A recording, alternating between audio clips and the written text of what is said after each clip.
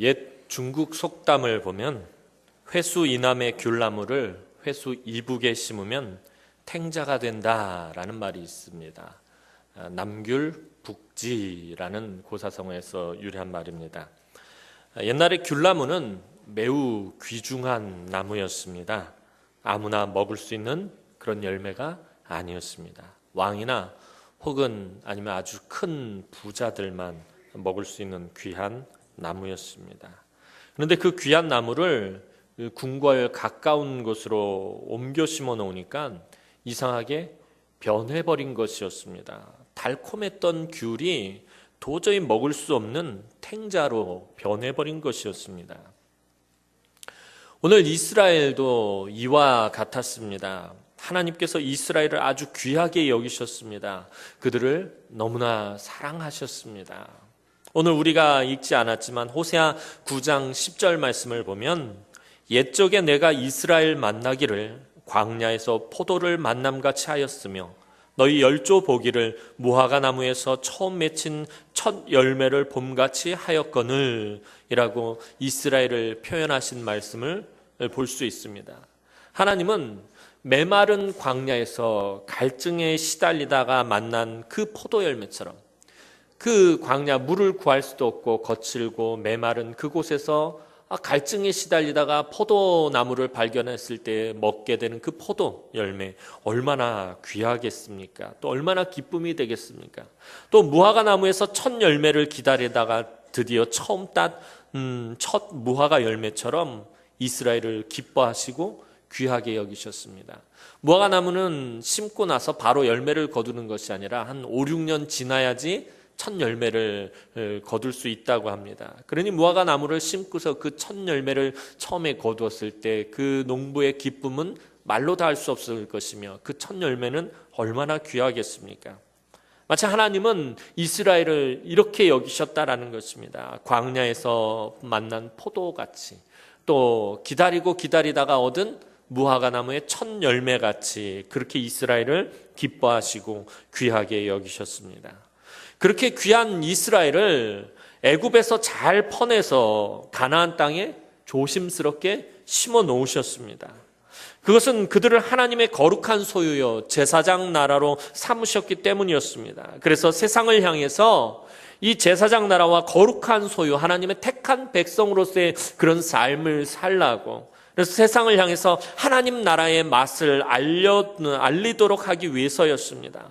저 천국 맛을 이스라엘 백성들을 통해서 세상에 알려주시기 위해서 하나님께서는 이스라엘을 선택하시고 그들을 애굽의 바로의 압제에서 구원해내서 가나안 땅으로 인도하셨던 것이었습니다. 하나님을 사랑하고 이웃을 사랑하며 기쁨과 즐거움과 풍성한 은혜를 누리는 삶의 맛을 보여주시기 위해서 이스라엘을 가나안 땅에 심으시고 또 그 땅의 기름진 곡식과 좋은 포도주로 그 사랑하는 백성들을 잘 기르셨던 것이었습니다. 그런데 이스라엘이 가나안에 심겨지자 그만 변해버리고 말았습니다. 처음에 그 맛을 잃어버려서 도저히 하나님께서 기뻐하실 수 없었습니다. 귀하게 여길 수도 없었습니다. 이사야 선지자는 이와 같은 이스라엘에 대해서 이사야 5장 2절에 말씀하고 있습니다. 땅을 파서 돌을 제하고 극상품 포도나무를 심었도다. 그 중에 망대를 세웠고 또 그 안에 술틀을 팠도다. 좋은 포도 맺기를 바랐더니 들포도를 맺었도다. 이사야 선지자가 이스라엘 백성들을 이렇게 표현한 것입니다. 하나님께서 가나안의 그 땅을 파고 돌을 제하고 땅을 아주 잘 만들어서 극상품의 포도나무를 심었습니다. 이스라엘 백성들을 극상품의 포도나무와 같이 만드셔서 그곳에 심으셨습니다. 극상품의 포도나무를 심었을 때는 하나님께서 무엇을 원하셨겠습니까? 극상품의 포도 열매를 원하셨던 것입니다. 그리고 그 포도 열매를 통해서 좋은 포도주를 만드시려고 또 그 안에 술틀까지 파시면서 이래저래 좋은 것들을 준비해 놓으셨습니다. 그랬는데 이스라엘 백성들이 극상품의 포도나무에서 극상품의 좋은 포도를 맺은 것이 아니라 아무짝에도 쓸모없는 들포도를 맺어버린 것입니다.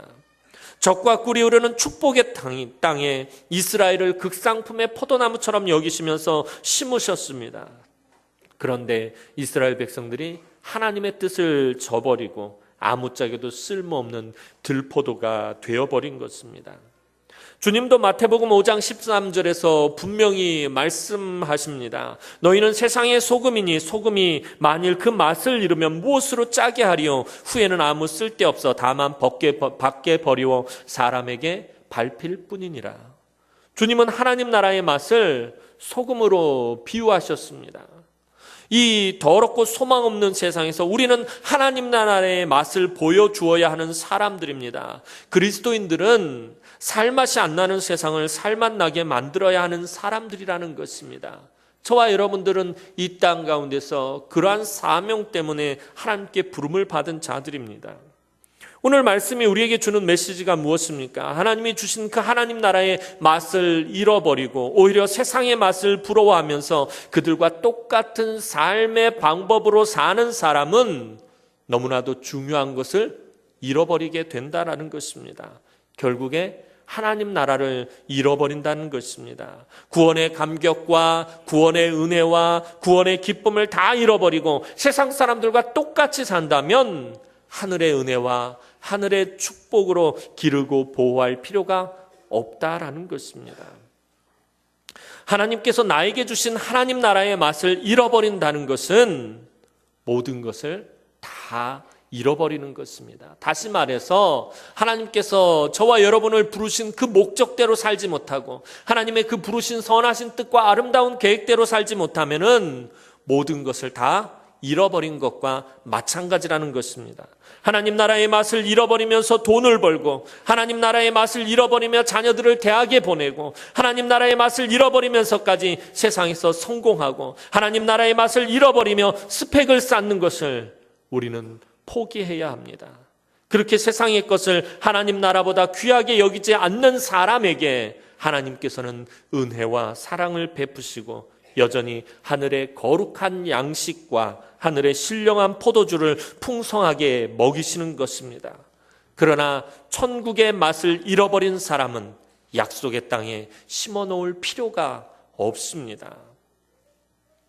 오늘 본문에 나오는 타작마당은 변해버린 이스라엘의 모습을 보여주는 곳입니다. 타작마당이라는 것은 이스라엘 백성들이 이제 그 곡식을 추수한 그 옆에 마당처럼 이렇게 넓게 펼쳐놓고 그곳에서 추수한 곡식들을 따로 타작하면서 그곳에서 무척 기뻐하며 감사하는 그런 장소였습니다.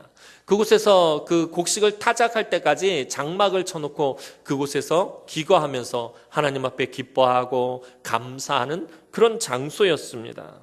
그런데 오늘 호세아 본문에 나오는 타작마당은 변해버린 이스라엘의 모습을 보여주는 곳입니다. 이스라엘이 처음 가나안에 들어왔을 때 그들은 가나안 족속을 다 내어쫓고 그들과 싸우면서 가나안 족속들과 싸우면서 농사를 지어야 했습니다. 가나안 땅에 들어오자 하나님께서 더 이상 만나를 주지 않으셨기 때문이었습니다. 그래서 이스라엘은 농사를 지으며 추수하여 그 땅의 소산물을 먹어야 했습니다. 그런데 이것이 이스라엘 백성들에게는 참으로 힘들고 고통스러운 일이었습니다. 이스라엘은 원래가 유목민족인데다가 광야에서 40년을 살았기 때문에 농사를 짓는 법을 잘 몰랐습니다. 그런데 가나안 족속들은 기가 막히게 농사를 잘 짓는 족속들이었습니다. 수백 년 동안 그 땅에 정착하여 살면서 농사를 지었기 때문에 농사 짓는 것만큼은 이 가나안 사람들을 따라갈 수가 없었습니다. 이스라엘 백성들이 바라보면 참 신통방통했습니다. 어쩜 이렇게 농사를 잘 지을까 너무나도 신기했습니다. 가나안 사람들이 농사를 그렇게 잘 지을 수가 없는 것입니다. 자기네들은 이게 도대체 밀인지 볼인지 잡초인지 구분도 못 하겠는데, 그래서 이 김매기를 할 때도 보면은 잡초를 뽑아야 되는데 밀을 뽑아버리고 보리를 뽑아버리고 이러기가 일쑤였습니다. 그런데 가나안 사람들은 너무나도 잘하는 것입니다. 또 시기 적절하게 씨 뿌려야 될 그 시기를 정확하게 알아서 씨를 뿌리고 또 농사 준비도 하고 또 때에 맞춰서 걷어들이기, 이런 것들을 너무 잘합니다. 그런데 이스라엘 백성들은 씨 뿌리는 시기를 놓쳤다가 그만 그의 농사를 망쳐버리고 또 씨를 뿌리고 나서 이게 자라고 났는데 뭘 어떻게 해야 될지도 모를지도 모르겠고 또 추수하는 법도 잘 모르겠고 하여튼 이래저래 농사 짓는 것이 참 힘들고 어려웠습니다. 그런데 가나안 사람들은 너무 수월하게 편하게 잘 하는 것입니다. 그래서 가만히 가나안 사람들을 살펴보니까 그들에게는 농사를 주관하는 신이었던 이 바알이라는 이스라엘 사람들이 바라볼 때 너무나도 매력적인 신이 있었고 이 가나안 족속들은 그 바알을 아주 잘 섬기고 있었습니다. 이스라엘 백성들은 그 바알에게 점차 관심이 가기 시작했습니다. 이스라엘 백성들이 처음에는 하나님이 기뻐하시는 일이 아니라는 것을 잘 알았기 때문에 이 바알을 거들떠보지도 않았습니다. 그러나 시간이 흐르면서 점점 가나안 사람들의 농사짓는 방법을 배우기 시작했습니다. 이게 하다 하니까 너무나도 안 되니까 답답한 거예요. 그래서 가나안 사람들한테 물어보기도 하고 또 가나안 사람 다 내쫓지 못한 그 가나안 사람들이 와서 농사 짓는 법을 알려주는 것입니다. 씨를 그렇게 뿌리면 안 돼요. 씨는 지금 뿌리면 안 돼요. 지금 정해진 때가 있는데 그때 뿌려야 됩니다. 그리고 그거는 보리예요. 그건 미리에 그거 뽑으면 안 돼요. 잡초는 이런 거예요 하면서 이 가나안 사람들이 하나둘 알려주기 시작을 합니다. 추수할 때는 이렇게 낫지를 이렇게 해야 합니다. 저렇게 해야 됩니다. 이런 것들을 농사 짓는 방법을 하나하나 가나안 사람들에게 배우기 시작했습니다. 결국에는 타작마당에서 바알을 위한 제사까지 참여하게 되고 말았습니다. 이스라엘은 풍성한 곡식을 거두기 위해서 잘 먹고 잘 살기 위해서 그렇게 변질되어 버렸다라는 것입니다. 하나님께서 왜 자기들을 가나안 땅에 들여보냈는지, 왜 가나안 땅에서 이렇게 힘들게 정착하게 했는지 그 목적을 잃어버리고 말았다라는 것입니다. 하나님께서 이스라엘 백성들이 농사 짓는 것이 힘들다는 것을 모르신 것이 아니었습니다. 그들이 40년 동안 광야에서 하나님 주시는 만나만 먹고 살았으니 농사를 지을 줄 알겠습니까? 애굽에서 그들이 노예 생활을 하면서 힘든 고역만 했으니 농사 짓는 것 모른다라는 거 하나님 잘 알고 계셨습니다. 또 만나를 가나안 정복 전쟁이 끝날 때까지 주시는 것이 이스라엘에게 얼마나 편한 일인지 모르신 것이 아니었습니다. 가나안 정복 전쟁 다 끝나고 그 땅에 잘 정착한 다음에 하나님께서 만나를 끊으시면 얼마나 좋습니까? 그런 다음에 농사를 지으면은 얼마나 편하겠습니까? 하나님이 근데 그것을 모르시는 것이 아니었습니다. 그럼에도 하나님께서 이스라엘에게 원하셨던 것은 농사를 잘 짓지 못해도, 처음에는 풍요롭지 못해도, 처음엔 비록 잘 먹고 잘 살지 못해도 하나님 나라의 방법으로 한번 도전해 보라는 것입니다. 그 땅을 하나님 나라의 방법으로 개간하고 하나님 나라의 방법으로 일구고 하나님 나라의 방법으로 쟁기질하고 하나님 나라의 방법으로 씨를 뿌리고 여러 가지 시행착오를 한다 할지라도 하나님 나라의 방법으로 도전해 보라는 것이었습니다. 어떤 상황에서도 믿음으로 사는 것을 하나님께서는 원하셨습니다. 구원의 기쁨과 감격으로 그 하나님 나라의 맛을 이 세상에 보여주는 것, 그것을 하나님께서는 원하셨던 것이었습니다. 그때에 하나님께서 이 모든 어려움을 비로소 닫으시고 하늘의 풍성한 은혜의 문을 여시는 것이었습니다. 그런데 이스라엘 백성들이 하나님의 마음을 너무나도 몰랐습니다. 하나님의 마음을 잘 알지 못했습니다. 농사를 짓는데 가장 중요한 것 중에 하나가 바로 원력입니다. 농사를 짓는 사람들은 이 원력에 맞춰서 농사를 지어야 합니다. 우리나라도 농경사회의 전통으로 이 원력에 따른 여러 절기들이 있습니다. 그렇죠? 동지, 하진부터 시작해가지고 여러 절기들이 있습니다. 그런데 참 그것이 기가 막히게 잘 맞는 것을 보게 됩니다. 옛 선조들의 지혜가 참 대단합니다. 이 원력은 요즘도 과학자들이 볼 때 참 이게 과학적으로 잘 맞는, 오히려 인력보다 원력이 훨씬 더 잘 맞는다라는 그런 이야기를 하곤 합니다. 이 달의 변화에 따라서 농사를 준비하고 또 여러 가지 일들을 하는 것, 이게 농경사회에서 아주 잘 발달된 그런 일입니다.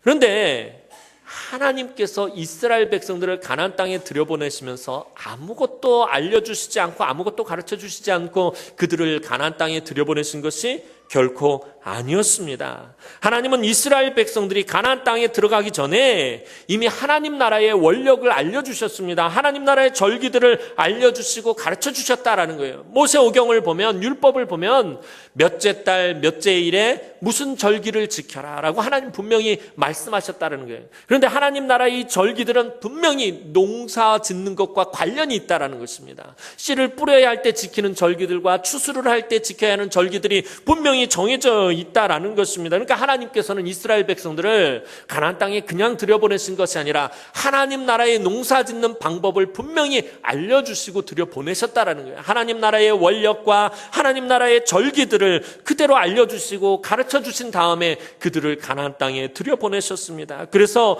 그 절기대로 농사를 지으면 되는 것이었습니다. 그리고 그 절기들은 이스라엘을 애굽에서 구원하신 하나님의 구원의 은혜의 바탕을 두고 있었어요. 하나님 나라의 절기들의 특징은 뭐냐면은 바로 출애굽의 바탕을 두고 있었다는 거예요. 모든 기준은 이 출애굽의 그 기준을 두고 있어요. 하나님께서 이스라엘 백성들을 그 애굽에서 능력으로 구원해내시고 인도하시고 보호하신 그 출애굽을 기점으로 해서 절기들이 형성되어 있다라는 것입니다. 6월절을 첫 절기로 시작해서 마지막 초막절까지 그 절기를 지키면서 농사를 지으면 되는 것이었습니다. 그런데 이스라엘 백성들은 이 여호와의 절기를 따르지 않고 그들이 가나안 땅에 들어가자 그만 가나안 사람들의 원력을 따르기 시작했습니다. 가나안 사람들이 농사를 너무나도 잘 지었기 때문에 그들의 원력을 따르기로 한 것이었습니다. 아까 말씀드렸던 것처럼 가나안 사람들 농사를 너무 잘 짓는 거예요. 시간도 잘 맞추고 그 때를 놓치지 않고서는 할 일들을 잘하는 것입니다. 그러니까 이 가나안 사람들의 원력을 따르기로 한 것이었습니다. 그런데 문제는 이 가나안의 원력은 바로 바알의 원력이었다라는 것입니다. 이스라엘 백성들에게는 여호와의 원력이 있었는데 이 이스라엘 백성들은 여호와의 원력을 버리고 가나안의 원력, 바알의 원력을 따르기로 한 것입니다. 바알을 섬기고 바알에게 제사하는 것을 중심으로 만들어진 이 바알의 원력을 그만 이스라엘 백성들이 따르기 시작했습니다. 이스라엘은 하나님의 절기들을 버리고 하나님의 원력을 버리고 가나안의 절기들을 더 중요하게 생각했습니다. 결국에 이스라엘은 하나님을 버리고 바알을 따르게 된 것이었습니다. 그럼 이스라엘은 왜 하나님의 절기를 버리고 하나님의 원력을 버리고 가나안의 절기들을 따르게 된 것입니까? 그것은 하나님의 절기는 왠지 자기들의 삶의 실정에 맞지 않는 것 같은 거예요. 하나님의 이 원력을 따르면 왠지 이 구닥다리 같고 뭔가 맞지 않는 것 같아요. 지금 우리의 삶의 형편에 전혀 맞지 않는 것 같고 오히려 가나안의 것이 더 좋아 보였다는 거예요. 가나안 땅에 오면 가나안의 원력에 따르는 것이 더 맞다라고 생각을 한 것입니다. 오늘 우리들도 마찬가지입니다. 이 세상에 살아가면서 하나님 나라의 삶의 방식들이 왠지 이 세상에서 살아가는데 불편합니다. 맞지 않는 것 같습니다. 내 삶의 형편과 내 삶의 처지와 내 삶의 실정에 하나님의 말씀이 전혀 맞지 않는 것 같아요. 하나님의 말씀대로 하려면, 하나님의 뜻대로 살려면 손해보는 게 너무 많고 또 피해보는 것이 너무 많고 내가 양보하고 내가 포기하고 내가 버려야 하는 것들이 너무 많단 말이에요. 내 삶의 실정에 전혀 맞지 않는 것 같습니다. 그러나 세상의 방식들 얼마나 좋습니까? 세상이 요구하는 방식대로 살면 세상적으로 풍요로움을 누릴 수 있습니다. 이스라엘 백성들은 하나님의 구원의 은혜는 관심이 없고 오직 추수에만 관심이 있었습니다.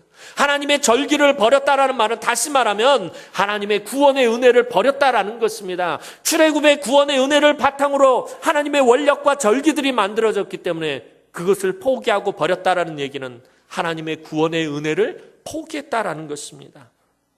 오직 추수하는 것에만 관심이 있었습니다. 많은 곡식을 거두어들여서 잘 먹고 잘 사는 것에만 신경을 쓰고 있었다는 거예요. 이스라엘 백성들의 삶의 목적이 변질돼 버린 것입니다. 하나님 나라를 증거하고 하나님 택한 백성으로서 제사장 나라로서의 사명을 잃어버리고 단지 잘 먹고 잘 사는 것이 삶의 목적이 되고 말았습니다. 오늘 1절 말씀에 나오는 이스라엘 백성들의 타작마당을 잘 보시기 바랍니다. 이스라엘 백성들이 이 타작마당에서 기뻐 뛰놀고 있습니다. 그들이 하나님의 구원의 은혜에 감격해서 뛰노는 것이 아니라 그들이 그저 그 해에 좋은 곡식을 추수를 많이 했다고 그 추수만을 기뻐하고 있는 것입니다. 원래는 이스라엘 백성들이 그 타작마당에서 추수하면서 하나님께서 우리에게 구원의 은혜를 베풀어 주시고 이 땅을 주시고 이 땅에서 이렇게 좋고 풍성한 곡식을 허락해 주셔서 감사합니다. 하나님 앞에 감사해야 할 그 장소에서 그들이 올해도 우리가 배부르게 잘 먹고 잘 살게 되었다면서 추수만을 위해서 기뻐하고 있는 것이었습니다. 그것도 이방 사람들처럼 하나님께서 내쫓아버린 가나안 족속들처럼 기뻐하고 있습니다. 이스라엘 백성들이 하나님의 방법으로 추수하고 타작을 하는 것이 아니라 하나님께서 알려주신 하나님의 절기대로 하나님의 원력을 가지고 그들이 농사를 짓고 그렇게 해서 추수해서 그렇게 타작을 하는 것이 아니라 이방 사람들의 추수 방법으로, 가나안 족속들의 추수 방법으로, 바알의 추수 방법으로 추수하여 타작하고 있는 것입니다. 그래서 하나님께서는 너희는 타작마당에서 기뻐 뛰놀지 말라라고 하나님께서 외치시는 것이었습니다. 그런데 그것도 이 이스라엘 백성들이 각 타작마당에서 지금 그렇게 기뻐 뛰놀고 있습니다. 각 타작마당에서 이방인들의 추수의 방법으로, 가나안 족속들의 방법으로, 바알의 방법으로 추수하고 그렇게 타작하고 기뻐 뛰놀고 있었습니다. 그런데 오늘 본문 말씀을 보면 각 타작마당이라고 되어 있습니다. 온 이스라엘의 모든 타작마당에서 이런 행함이 이루어졌다라는 것입니다. 이스라엘은 처음에 하나님으로부터 구원받을 때의 모습을 완전히 잃어버렸습니다. 하나님의 선택받은 은혜의 백성으로서의 모습이 완전히 변질되어 버렸습니다. 하나님의 구원의 은혜에 감사하던 그 맛을 잃어버렸습니다. 이스라엘에게 정말 중요한 것은 하나님의 구원의 은혜였습니다. 지금 이스라엘에게 제일 중요한 것 구원의 은혜입니다. 오늘 이 땅을 살아가는 저와 여러분들에게 가장 중요한 것이 무엇입니까? 내가 구원받았다는 그 구원의 은혜입니다. 그 구원의 감격과 그 구원의 감동이 저와 여러분들에게 가장 중요한 것입니다. 이것을 잃어버리면 저와 여러분들에게 무슨 소용이 있으며 무슨 소망이 있겠습니까? 저와 여러분들은 아무것도 아닌 것이 되는 것입니다. 이스라엘에게 하나님의 구원의 은혜가 가장 중요했듯이 오늘 저와 여러분들에게도 가장 중요한 것이 하나님의 구원의 은혜인 것입니다. 추수는 그 결과로 하나님께서 선물로 주신 것입니다.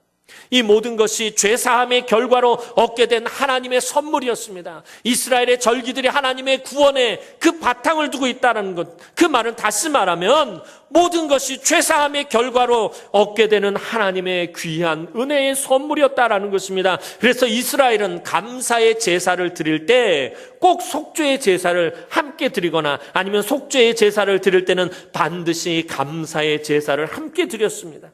그런데 이스라엘이 이 구원의 은혜와 감격을 잃어버린 것이었습니다. 그들의 타작마당에서 바알의 방법으로 바알과 하나님께 제사를 드렸습니다.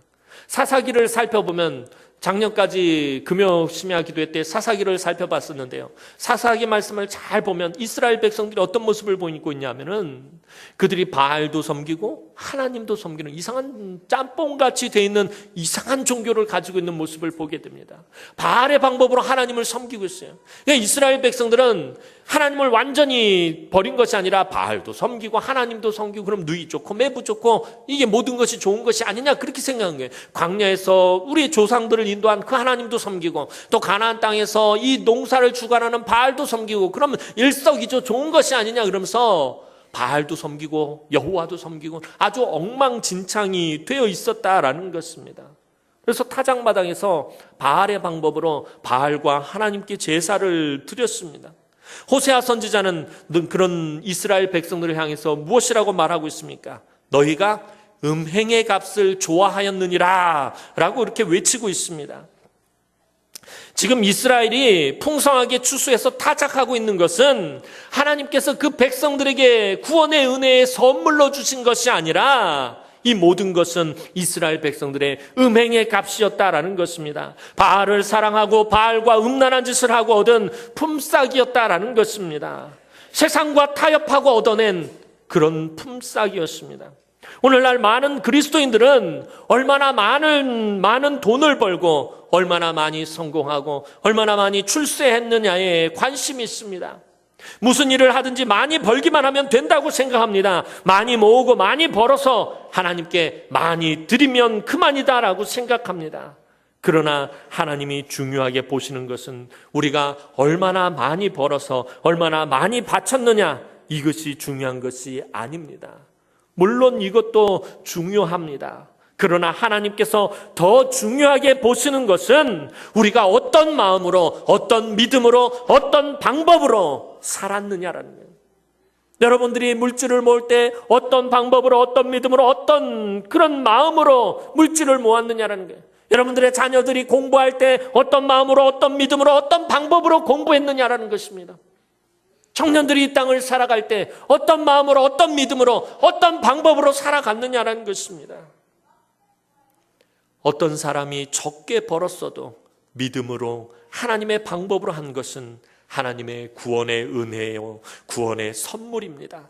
그러나 아무리 많이 벌었어도, 아무리 좋은 스펙을 쌓았어도, 아무리 크게 성공하고 출세했더라도 믿음으로 하지 않고 주일 다 어겨가면서 거짓과 세상적인 방법으로, 바알의 방법으로 했다면 이것은 세상이 준 음행의 값인 것입니다. 세상과 간음에서 얻은 음행의 값이라는 것입니다. 사랑하는 성도 여러분, 우리는 그런데 이것을 잘 구분하지 않습니다.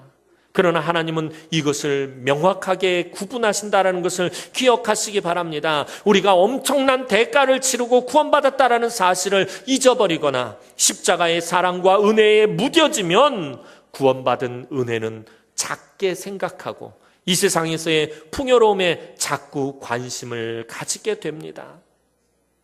그때마다 사탄은 우리 귀에 속삭이면서 우리를 유혹합니다. 너는 이미 구원받았으니까 이제는 세상에 다른 것이 필요하다. 사탄은 우리 귀에 이렇게 속삭인다라는 것입니다. 그래서 하나님의 구원의 은혜로부터 자꾸 관심을 돌리게 하려고 온갖 술수를 다 사용한다라는 것입니다. 넌 구원받았잖아. 구원받았으니까 더 이상 그렇게 열심히 살 필요 없어. 세상의 것도 필요하다. 넌 물질도 필요하고, 넌 건강도 필요하고, 사람들과의 교제도 필요하고, 너 삶의 여러 가지 기름진 것들, 너의 삶의 풍요로운 것들 필요하지 않느냐고. 사탄은 계속 우리 교회에 속삭인다라는 것입니다. 오늘날 한국교회의 문제점이 무엇입니까? 구원받았으니까 아무렇게나 막 살아도 된다라는 것입니다. 그러니까 한국교회가 자꾸 무너져가고 있는 것입니다. 난 구원받았으니까, 무슨 짓을 해도 나 구원받았으니까, 무슨 짓을 해도 나 천국 갈 수 있다라고 생각을 하게 되는 것입니다. 이건 사탄이 주는 생각입니다. 사탄이 우리 교회에 속삭인 것입니다. 그래서 우리의 삶과 예배를 자꾸 분리하려고만 합니다. 우리의 신앙과 우리의 믿음과 우리의 삶을 자꾸 분리시키려고 하는 것입니다. 이것이 바로 가나안의 바알을 섬기는 신앙입니다. 하나님을 자꾸 제한하려 드는 것입니다. 이스라엘 백성들이 생각한 여호와 하나님 무엇입니까? 그저 광야에서 이스라엘을 인도하셨던 그 하나님으로 만족하는 것이요. 그렇게 제한하려고 드는 것이요. 가나안 땅에서까지 그 백성들을 인도하시고 보호하시고 그 하나님의 뜻대로 끌려는 것을, 그것을 백성들이 원했던 것이 아니라 하나님은 그냥 광야에서까지로 제한시켜버리고 이 가나안 땅에서는 바알을 섬기려고 했다는 거예요. 오늘 우리도 마찬가지입니다. 자꾸 하나님을 제한하려고 합니다. 주일날에만, 교회에서만, 예배에만 제한하고 우리의 삶에서도 하나님의 영역을 자꾸 축소시켜버립니다. 자꾸 하나님 내 삶에 간섭하는 것을 막으려고 든다는 거예요. 내 삶에 하나님의 방법들이 들어오는 것을 자꾸 내 스스로가 제한하려 든다는 거예요.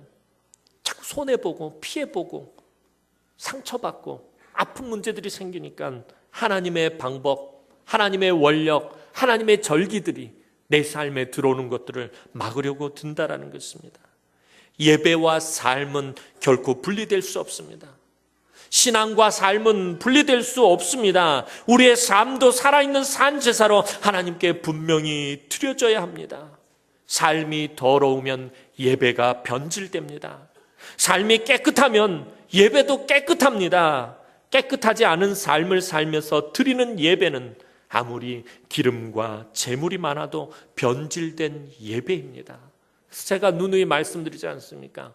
예배는 주일날만 드리는 것이 아니라 월, 화, 수, 목, 금, 토 이 6일 동안 예배를, 여러분들의 삶의 예배를 드리고 주일날 하나님 앞에 나와서는 하나님, 내가 지난 6일 동안 이런 삶의 예배를 드렸습니다. 그 열매들을 하나님 앞에 드리는 것이 오늘 이 시간 여러분들이 나와서 드리는 예배인 것입니다.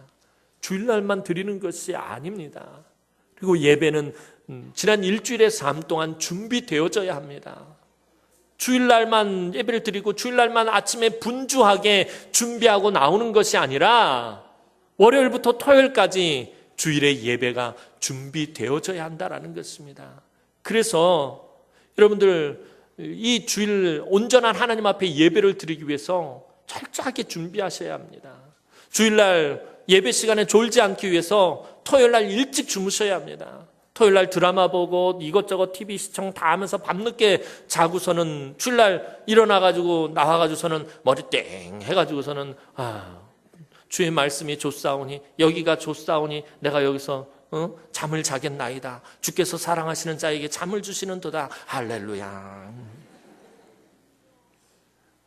무슨 예배를 하나님 앞에 드릴 수 있겠습니까? 토요일 날은 일찍 주무셔야 합니다. 주일을 준비하셔야 되기 때문에.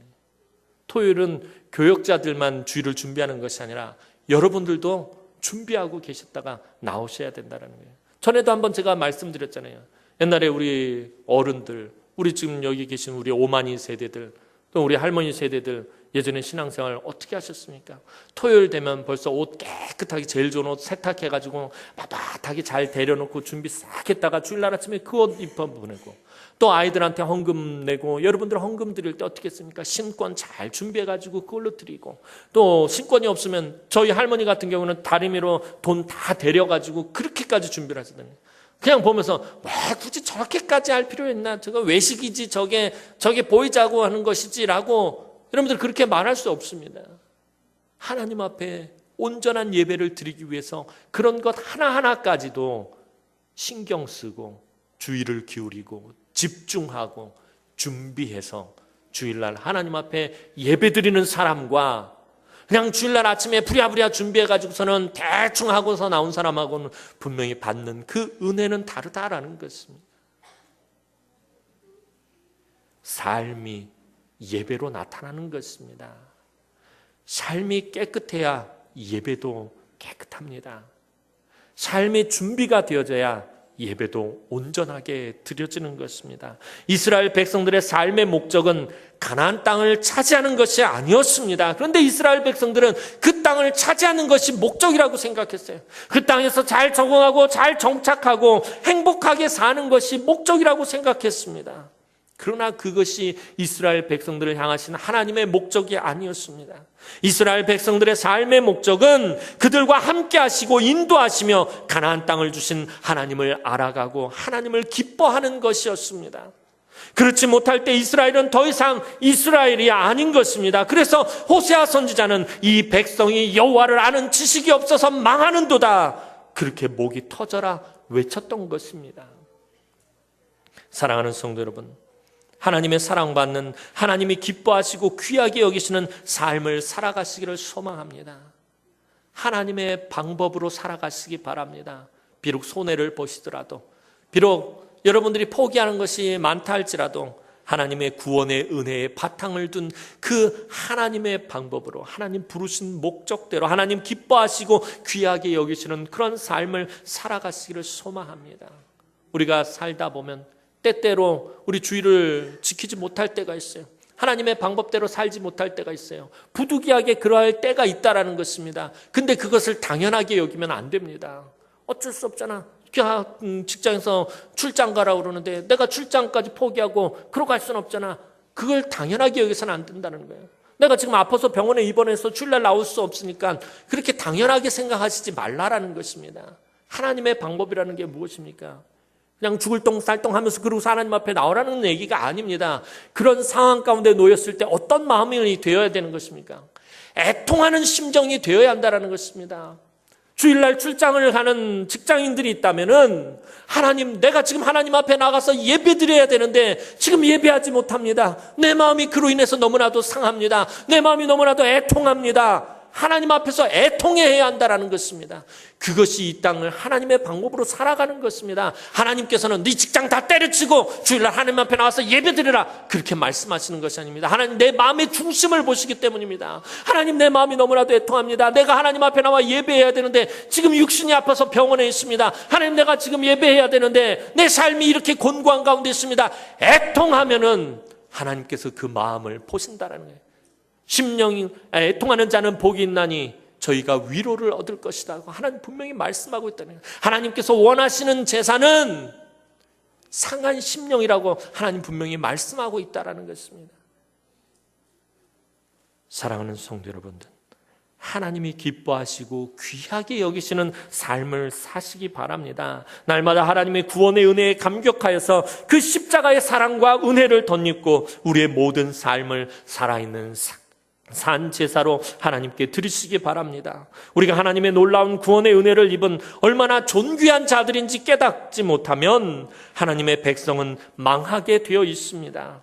우리를 존귀한 하나님의 자녀 삼으시기 위해서 우리 하나님이 얼마나 놀라운 일을 행하시고 얼마나 큰 대가를 치르셨는지 분명히 기억하시기 바랍니다. 그리고 하나님께서 나를 왜 이 교회에 심으셨는지, 왜 이 가정을 이루게 하셨는지, 왜 이 직장을 주셨는지, 왜 이 학교를 보내셨는지 그 목적을 깨달으며 하나님의 아름다운 계획과 선하신 뜻을 찾고 그 길로 믿음의 방법으로, 하나님 나라의 방법으로, 하나님이 원하시는 방법으로 나아가는 사랑하는 주의 귀한 우리 남흥의 성도들이 되기를 주님의 이름으로 축원합니다.